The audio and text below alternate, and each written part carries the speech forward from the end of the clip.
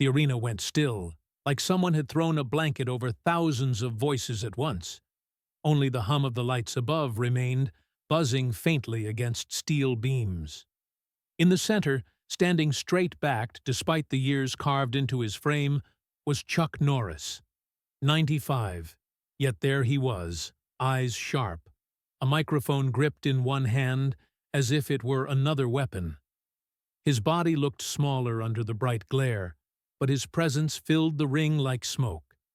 He leaned forward, lips curling into something halfway between a grin and a snarl.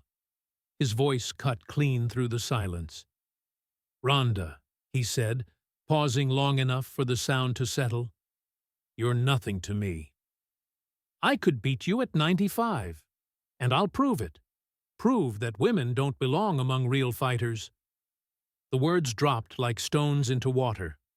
Ripples spread instantly through the arena. Some people laughed, loud and harsh, relieved someone had broken the tension. Others gasped. A few shouted, their voices cracking with disbelief. In the upper rows, groups of young men slapped each other's shoulders and howled. Down by the barricades, women pressed their hands to their mouths, eyes wide, faces flushed. The camera operators knew what to do. Screens above the ring cut to faces in the crowd. A middle-aged woman shaking her head, mouthing "unbelievable." A teenage girl holding up a handmade sign with Ronda's name, now gripping it tighter, jaw clenched. An older fan with tears in her eyes, whispering something to the man beside her. The noise fractured. "Let's go, Chuck!"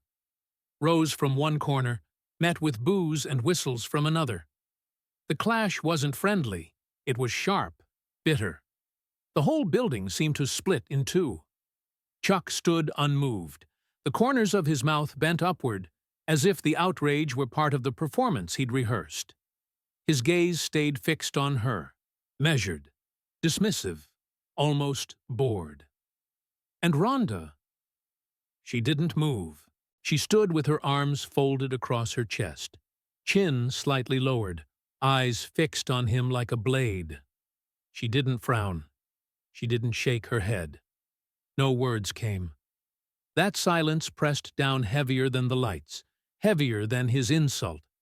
The cameras zoomed in. Her jaw was set, her breathing invisible. That calm, unyielding stillness said more than any retort could. It was refusal, not just to take the bait, but to even acknowledge it as worthy. Somewhere in the crowd, a woman shouted, "Say something!" But Ronda didn't. She let the noise crash and die around her. Each second of silence turned the insult back toward the man who had thrown it. Chuck shifted his stance just slightly. It was subtle, but the arena saw it. For a moment, the grin faltered, as though the quiet unnerved him more than booze ever could. He tried to cover it by pacing, nodding to the crowd like they were on his side. "Relax," he said into the mic, his voice now pitched like a joke. "Just warming up. Just a little fun." The laughter that answered him was thin, half-hearted. In the stillness that followed, the audience began to notice details. The tremor in Chuck's hand as he lowered the microphone, the rigid set of his shoulders as if bracing himself against something. They noticed the way Ronda hadn't blinked since he spoke, her eyes cold, unflinching, like she was already dismantling him piece by piece. The shift in the room was physical. Air felt heavier, every breath shorter. The crowd wasn't watching a show anymore. They were witnessing the opening crack of something they couldn't predict but couldn't look away from. And then, just as the noise started to rise again, Ronda tilted her head ever so slightly. Not much, just enough that the shadow shifted across her face. The crowd saw it on the big screen and reacted instantly. A low rumble rolled through the stands. People didn't know what the gesture meant, but they knew it meant something. The tension in the arena was unbearable. A few seconds stretched into an eternity. Chuck raised the microphone again, but his words were drowned out. The crowd wasn't listening to him anymore. They were waiting for her.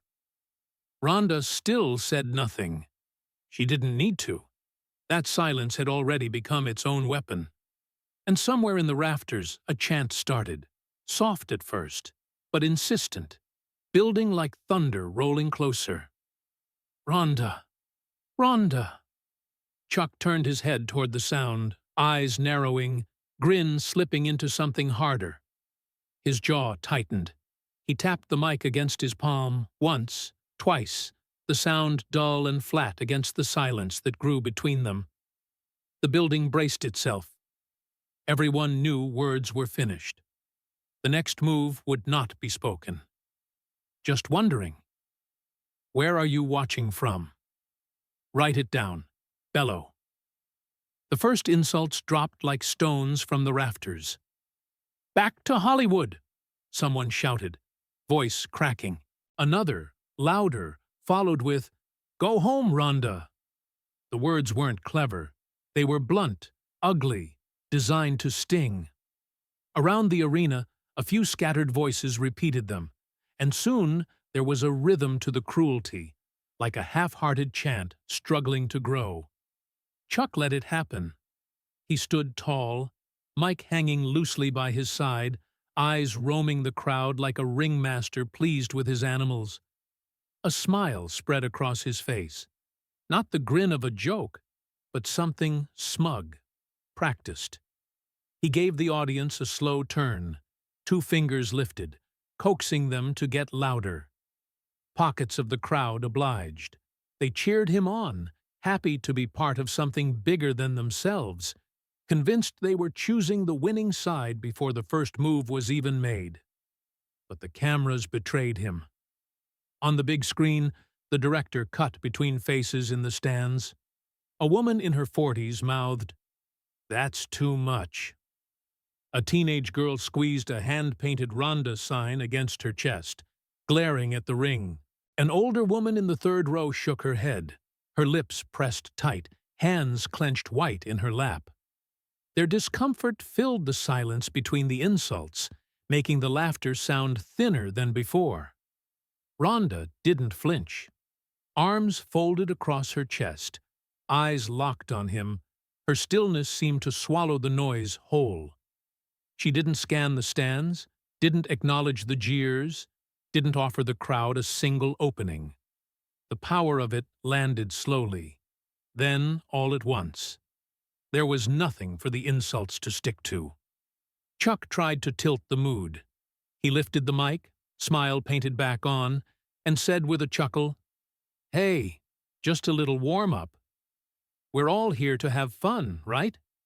His voice echoed smooth and casual, but it was too polished, too rehearsed. The laughter that came back was shallow, almost embarrassed. The cruelty tried again, meaner this time. Past your prime, shouted a man from the upper bowl. A group below him picked it up, stomping their feet as if to hammer the words into the mat. Another voice barked 3 syllables that made even his neighbors go quiet.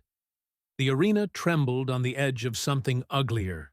And then, silence. Patches of it, spreading like fire breaks. One woman near the barricade stood, glaring at the section behind her until the jeers stopped. In another corner, a man shook his head and lowered his beer, eyes never leaving the ring. The quiet wasn't organized, but it was growing. Chuck chuckled again, forcing warmth into his voice. Don't take it personal, he said, eyes narrowing toward Ronda. It's just truth. Those 3 words cracked the air. They weren't teasing anymore. They were a verdict. The crowd felt it. The insult chorus faltered. For the first time that night, people who had laughed shifted in their seats, uneasy. A few even booed, not at Ronda, but at him. The big screen split, his smirk on one side, her stillness on the other. The contrast was devastating. His expression looked theatrical. Hers looked inevitable. Then it happened. Ronda moved. Not much. She let her arms drop, slowly, deliberately. the sound of fabric brushing faintly against her sides. She lifted her chin half an inch, enough for the shadow across her face to slide. The entire building saw it on the big screen, and the reaction was instant. Gasps, a low, rolling murmur. A boy tugged his father's sleeve and whispered, "She's going now." The chance against her collapsed. A new one rose, hesitant but insistent, from the cheap seats. "Ronda! Ronda!" At first it was only a handful of voices, shaky, uncertain. Then more joined, finding the rhythm, their sound climbing into the rafters. Chuck's smile thinned. He tapped the mic against his palm, once, twice, the sound flat against the silence spreading like a tide. He tried to pivot back into command, turning his body toward the far camera, lifting his chin like he had in countless films. But the director didn't cut to him.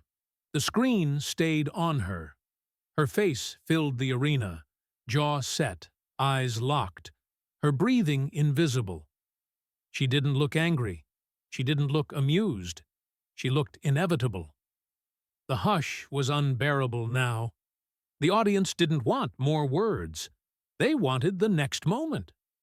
Chuck turned back toward her, jaw tight, eyes hard, still clutching the microphone like a shield. Ronda stepped forward. One clean, deliberate step. The sound of her shoe on canvas creaked faintly, carried by the silence. The crowd's reaction was seismic. The jeers stopped entirely. The chants for her surged louder, faster, carried by the sheer weight of expectation. He froze, caught between the grin he'd rehearsed and the fear that slipped through the cracks of his expression. His hand trembled on the microphone. She didn't blink, and the whole building understood. The insults were over. The fight was about to begin. She closed the distance without a word. No circling, no feints, no performance.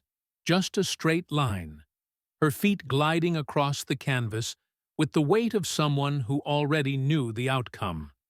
The sound of her shoe against the mat carried strangely loud in the hush. Chuck's chin lifted by habit, but his hand lowered the microphone carefully onto the nearest pad, as if even he felt the moment demanded respect.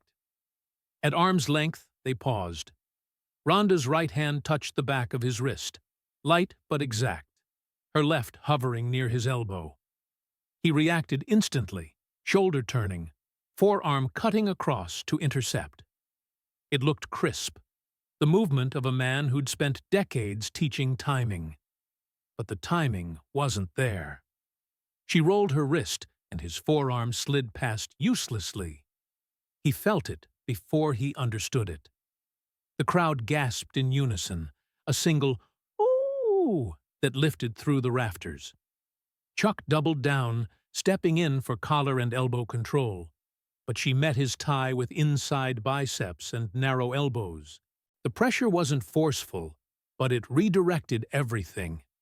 His grip faltered, his hands suddenly weaker than his will.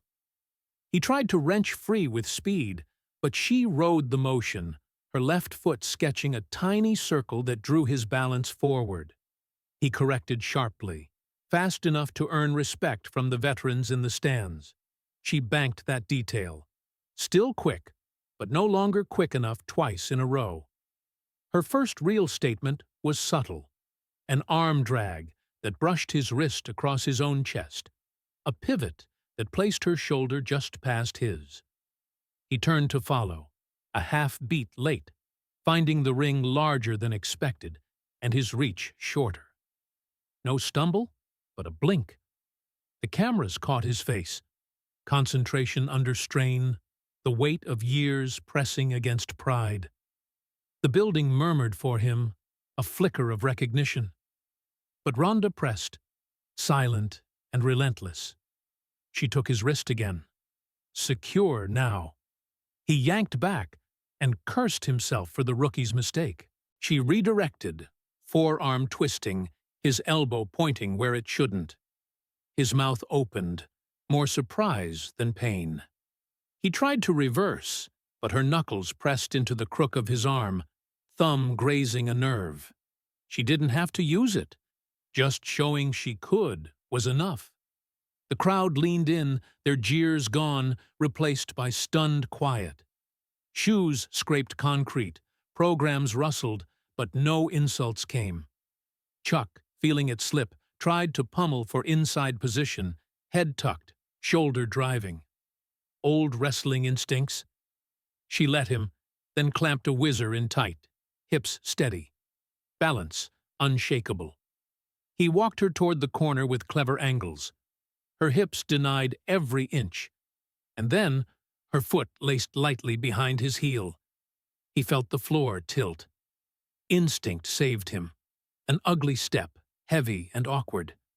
Years ago, it would have been smooth. Now, it was survival. The crowd erupted in that long, drawn-out gasp, the one that says, "It's starting." Even the men who had shouted against her earlier fell silent. She didn't chase the stumble. She let him find balance again, then reset her hands in the same place, like a teacher showing a problem twice. The message was unmistakable. She could do it again whenever she wished. Chuck answered with something mean, a knuckle jammed into the inside of her forearm, a trick meant to force a flinch. There was none. Instead, her eyes glinted. Not smile, not anger, but recognition. She peeled his hand away like lint from fabric, folding it into a place his shoulder hated. No damage, just proof. He exhaled audibly. The camera caught it, and so did the first rows. He wasn't gassed yet, but the breath carried history. On the screen, he looked older than he wanted. He straightened his back, as if geometry could disguise time. Then she gave him something unexpected. Mercy disguised as a test. She released his wrist. He pulled back too fast, retreating instead of countering. Even he looked irritated at himself. She didn't chase. She stood there, calm, arms loose, chin tucked, waiting. The silence deepened. The crowd's mood had shifted entirely. They didn't want words anymore. They wanted resolution. Chuck came forward again, because men like him always come forward. She met him head-on, accepted the tie, then froze it for a single heartbeat. The arena felt the pause like a storm holding back. And then she stepped out clean, leaving him grasping at nothing. For a moment he grappled with empty air. The crowd exploded in laughter, not mocking him but shocked, nervous, exhilarated. The slip wasn't a stumble. It was a statement. She stood just outside range, still watching, then dipped her chin in a single nod. Not pity, not gloating. Permission. Your move. The camera zoomed in on his hands, catching the tremor he couldn't control. He flexed his fingers, shook out his joints, pride forcing him forward again. The chant began faintly from the cheap seats. Ronda! Ronda! Not worship now, not insult. A rhythm, a heartbeat. Chuck wiped his palms on his pants, squared himself, raised his hands like gates closing. If he could pin her down once, maybe once was enough. He had to believe it. Ronda angled her lead foot. Small, almost invisible, but everyone close enough saw it. The seconds stretched. A light flickered high above. The referee leaned in, nervous. The whole building bent toward the collision. Chuck stepped forward, muscles taut, every ounce of pride forcing his body to prove a point. Ronda drew breath, and the moment of impact rushed at them both, bright and inevitable. The crowd had split into two storms. One corner chanted his name with stubborn loyalty, clinging to memory. Another section rose for her, sharp and insistent, voices that wanted the present to eclipse the past. The noise clashed, not entertainment anymore, but an argument. This wasn't just about fists, it was about what people believed. Chuck lunged forward first, planting his stance wide, chin tucked, arms pumping in that stiff, old-school rhythm. A jab snapped, then a cross, shoulders rolling with the memory of younger days. The impact thudded against Ronda's guard, but went nowhere. She barely moved, just angled her palm, letting the blow skid past, her weight unmoved. He crowded her with a shoulder bump, hooked a grip behind her triceps, dipped his hips for a throw that had won him matches before most of the audience was born. The crowd leaned forward, half convinced it would land. She set her elbow inside, raised it like a wedge, and the entire force of his body washed off. He grunted, but she didn't flinch. Another hook. She slid her rib cage out of range and pressed her thumb into his hip bone. His base wobbled. He steadied himself on the ropes, shook his head, and came back with a looping right. It whistled past her hair, close enough that sweat flicked into the lights. For a moment, the noise tilted toward him. People wanted to believe. He felt it too, digging deep for one more burst. He dropped low, locked his arms around her waist, bracing for a lift. Tendons stood out along his neck, his forearms strained. Her foot braced like a nail in the mat.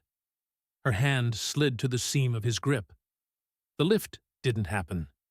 His power stalled in his own body, collapsing into nothing.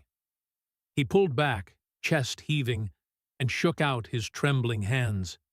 His face burned red, and he blinked hard to steady himself. Still, pride shoved him forward. A collar tie, a snap down, a quick fake toward her knee. She read it all, her palm under his jaw just enough to deny the snap, her posture untouched by the fake. He attacked high again, but she was already gone, slipping out of frame. The arena felt her control. His supporters grew louder, desperate to cover it. Hers doubled their rhythm. Ronda! R-O-N-D-A. The sound braided into one heavy pressure, pressing down on the ring. Chuck's eyes flicked toward the big screen. He saw himself, face strained, body lagging. The crowd saw it too. He jerked his gaze back, jaw tight, and fired an elbow pummel. It stuck. He ground his forehead against her jaw. Old wrestler's trick. She didn't yield, just set her chin, let the pressure sink into bone. His breath was loud now, chest rattling. The tremor in his hands had gone from hidden to broadcast. Still he fought. He drove an underhook deep, tried to reap her leg. She allowed the bite, then killed the finish with a turn of her hip, a whizzer biting down. His balance floated for a second. He caught himself, ugly but upright. His name in the stands lost strength, replaced by silence. He snarled in frustration, audible only to her. She didn't respond with sound. She placed her hand on his wrist, skimmed her fingers across his triceps, and built a tiny frame inside his posture. He tried to move. His body refused. The crowd saw it. A man frozen mid-motion, caught not by strength, but by precision. The air sucked out of the arena. He stood suspended, driving against nothing, his body locked in place. She didn't finish him. She let him go. He stumbled backward, furious at the release, bouncing on his toes to mask the truth. His heels barely left the mat. His fists opened and closed faster than his arms could obey. He rushed again, but she vanished to the side, reappearing at an angle that stripped away all of his momentum. Every move of hers was minimal, a wedge of an elbow, a palm redirecting a wrist, a shoulder grazing his chest. Each was enough. Each told him no. The cameras zoomed close. His eyes glistened, his temples streaked with salt. People who had jeered her minutes ago now stood quiet. A young girl raised her sign again, her expression no longer hopeful but certain. Chuck pressed on anyway. He drove her toward the corner, forcing her steps. The crowd roared, sensing a last surge. She let him walk her close, then slipped out with 2 steps, leaving him to crash chest first into the turnbuckle. The pads trembled. His breath caught. He turned, stubbornness burning, and hurled a right hand with everything left in him. It cut air. She brushed it away with her forearm, pivoting until his weight tumbled past her. He steadied himself on the ropes, lips curling in anger. Now the arena knew. He was running on will alone. She was holding all the control, and she hadn't even used it yet. Ronda took a step back, deliberate, giving him space. It wasn't mercy. It was ownership. A reminder that she could close the book whenever she chose. The chant for her thundered now, overtaking his, louder with every repetition. The crowd wasn't divided anymore. They had decided what mattered. Chuck wiped his mouth with the back of his glove, hands shaking, chest dragging for breath.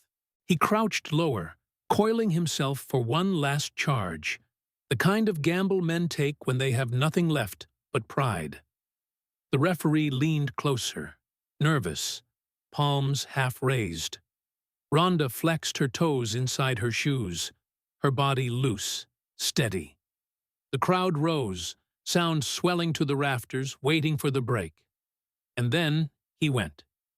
He launched like a man emptying the last coin in his pocket. Shoulders squared, fists wide, his body was a single gamble. For a moment, the noise of the arena broke apart, every voice scattered, waiting to see whether pride could cheat time. His foot slammed the mat, the canvas rippled, and he hurled himself at her chest with a wild, desperate punch. She didn't flinch. Her head tilted a fraction, her hips rotated, and her arm coiled around his wrist with the same inevitability as a door closing. The second his strike missed, she had him. The counter wasn't flashy, it was cruel in its simplicity. A turn, a drop of weight, and his body left the ground before he realized. The slam rattled the ring. His back hit first, then his shoulders, a hollow thud that traveled up through the lights. The cameras jolted, lenses shivering, zooms stuttering. For a full second, no one moved. No one cheered. The arena froze, caught in the shock of seeing him down flat. Then the roar returned. It started low, a growl rolling out from the floor, then climbed into the rafters. Ronda! R-O-N-D-A. Her name swallowed his. People who had mocked her earlier now rose to their feet, clapping, stomping, screaming, as if the sound could carry them out of disbelief. Chuck rolled onto one elbow, gritting his teeth, trying to shove himself upright. His hand slipped. His legs bent and held nothing. His breath came in ragged bursts, chest rising like it was filled with glass. He clawed at the mat, pushing again, refusing to stay down. She stood above him. No celebration. No gesture. Her eyes stayed on him, cold and steady, her chest hardly moving. The distance between their bodies was more brutal than any strike. She wasn't gloating. She was showing him the difference between fighting and enduring. The camera zoomed tight on his face. Every line of strain, every twitch of muscle was exposed on the giant screens. His jaw trembled as he forced himself up to his knees. The audience leaned closer, 1,000 shoulders pressing forward. For a moment, it seemed he might rise. He gripped the ropes, knuckles white, veins swelling in his arms. The chant for her hammered through the air, but a few voices still shouted his name, desperate to hold on to him. With a groan, he pulled himself vertical, shoulders shaking, legs quivering. His chest sagged forward, sweat streaming. The lights caught his face, red, battered, but set. Then his knees buckled. The crowd gasped as his body dropped back, first onto the ropes, then down to the mat.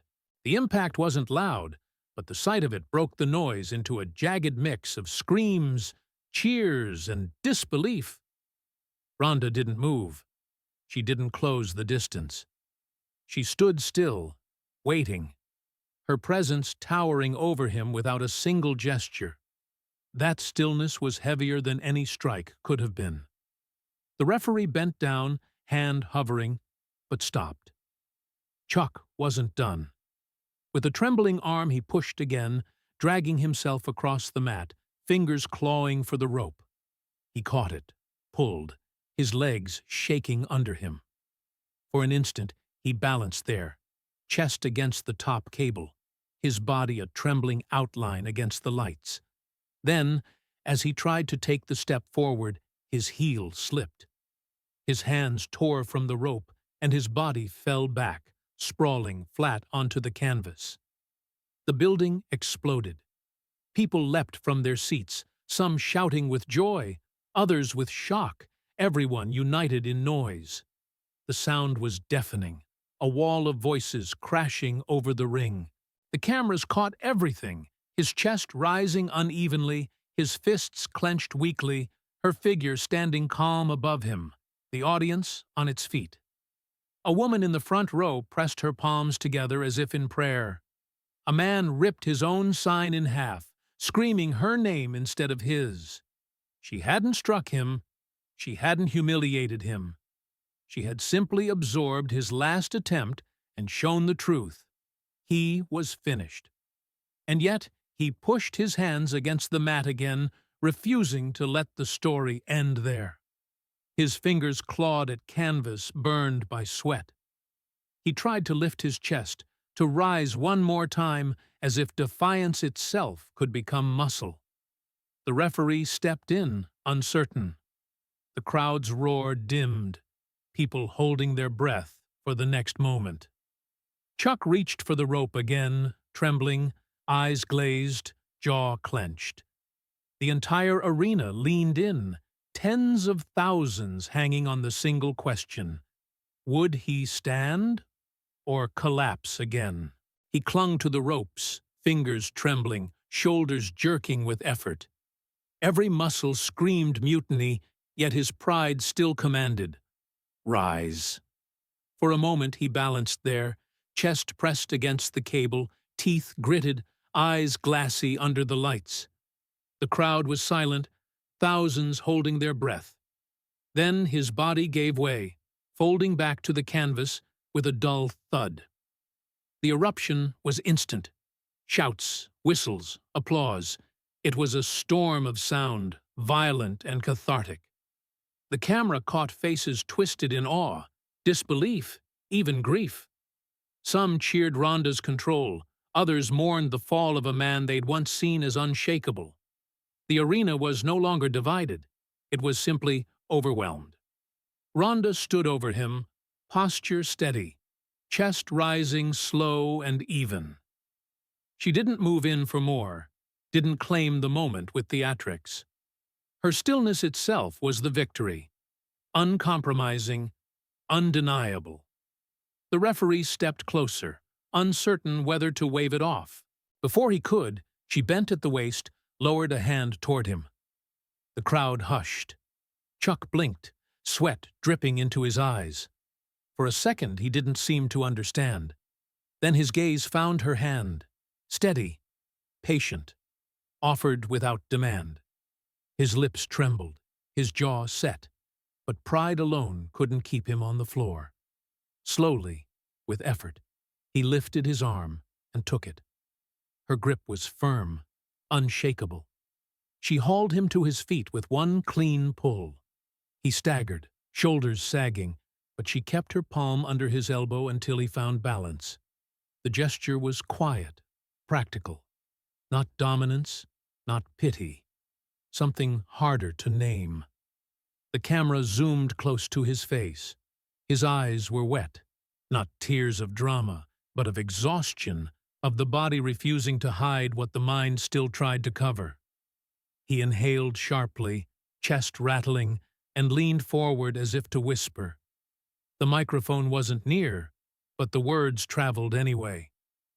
"You proved it," he rasped, voice cracking. "Strength isn't in years. It's in character."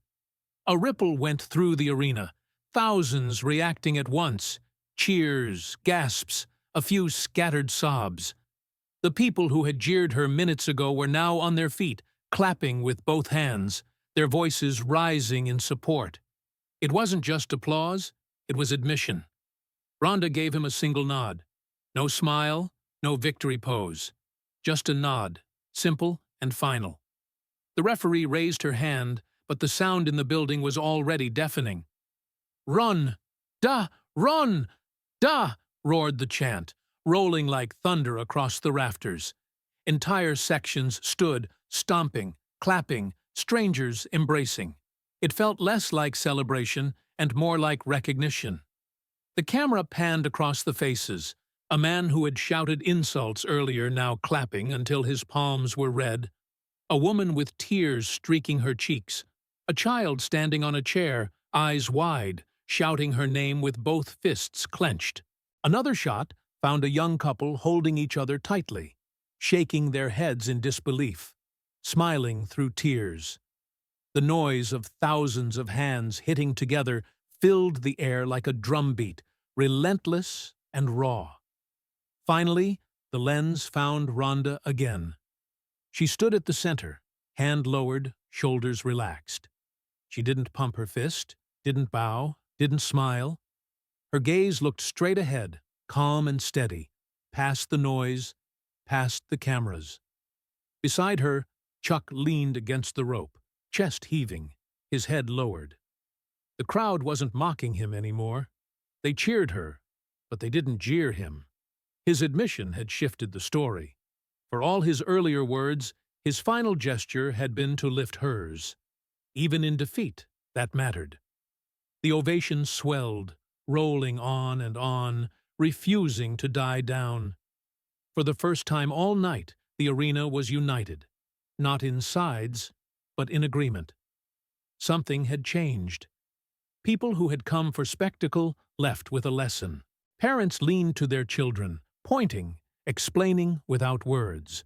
A boy in the upper deck shadowboxed with tiny fists, mimicking her calm stance. The last shot lingered on her face. No celebration, only composure. She had not fought for herself. She had fought for everyone who had ever been dismissed, underestimated, told they didn't belong.